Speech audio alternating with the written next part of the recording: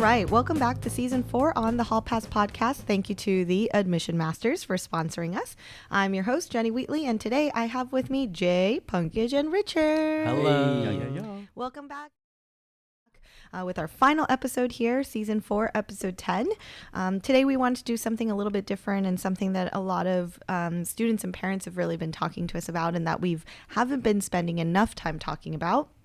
We wanted to organize a list of the intangibles, or what I'd like to say beyond the application, in terms of what you aren't looking at or what you are not thinking about, and maybe focusing on miscellaneous things that students and parents do not necessarily think about when they think about their high school journey. So we know that right off the bat, students and parents always like to think about their academics, whether that's your GPA, your test scores, and your activities, your extracurricular activities. We used to talk about that a lot.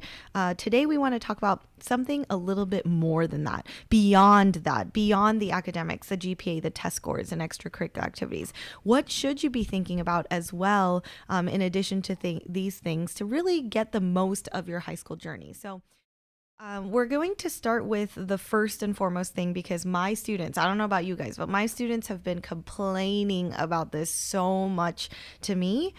They're complaining about summer reading. They're like, gosh, summer reading is so boring. I don't want to do summer reading. It's just too much. Why are my teachers making me read this much, right?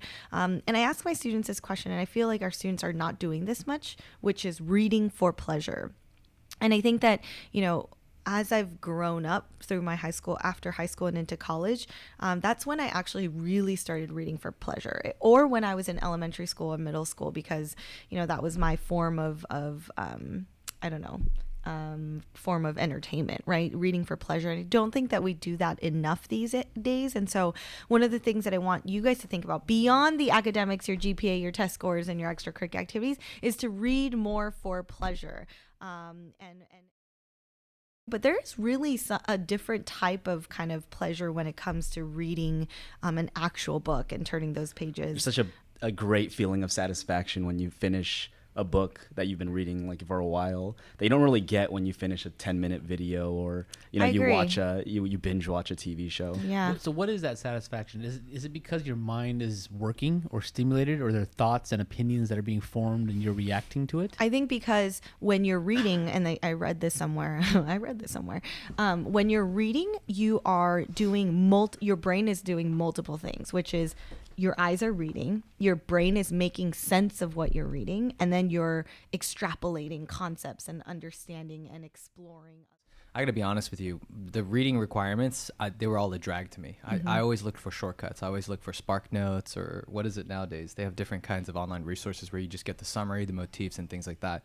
It wasn't until, honestly, during college or after college, I wanted to come back to some of those books, like Grapes of Wrath by John Steinbeck. Yeah. And the reason why I was able to come back to him is now, in hindsight, my understanding as to why they enforced the reading upon us, which is it gives us that microcosmic example or perspective of world issues that are so relevant to today. So for example, my experience would be John Steinbeck's Grapes of Wrath. And in it, you have these East Coast people coming to the West. How do we get students to look at a list and enjoy or want to read, as opposed to being told to read? That's the challenge I run into a lot of times. And this is something that I've actually been working on recently. Ironically enough, I watched this in a YouTube video about the importance of reading, and so you guys maybe you can link it later, because honestly, I read this. I watched this video, and it really helped me to understand. I'll link it to our website. The difference between if you read, let's say, a book or two a year, that's going to be for the rest of your life. You'll have maybe 50 to 100 books that you're going to read. Or if you're reading just 30 minutes a day, that's the difference between reading just, let's say, 50 to 100 books to maybe 5,000 books in your lifetime. And so I was watching this video, and then I learned a lot from it. One of the tips that I gleaned from this was that if there's so many opportunities for reading nowadays, on your phone, if you have an iPad, on your computer, audiobooks too, I would say, not necessarily reading, but it's still a way for you to get those books. And you don't just have to do one. And this is what I've been doing, on every single one of my devices, or just one, a book at my house. I'm constantly just reading different things, and you can definitely multitask. It's doable. And you get so much more information that way, and you get to find out what you like. If you missed any of our episodes, you can also find it on iTunes or our website.